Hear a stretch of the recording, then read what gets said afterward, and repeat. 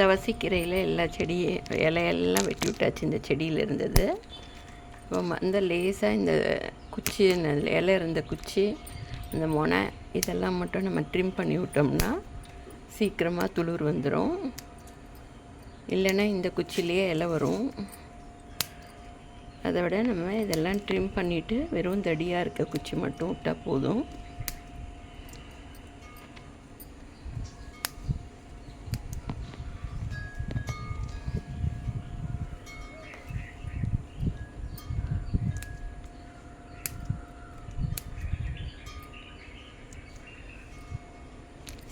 Full இலையை வெட்டி விட்டாச்சு.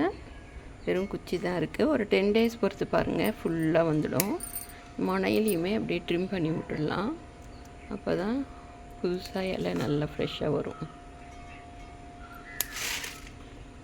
நம்ம வெட்டாமல் விட்டோம்னா இந்த குச்சி இதுலேயே இலை வரும். தடி குச்சி மட்டும் விட்டுட்டு இந்த இதெல்லாம் நம்ம வெட்டி விட்டுடலாம்.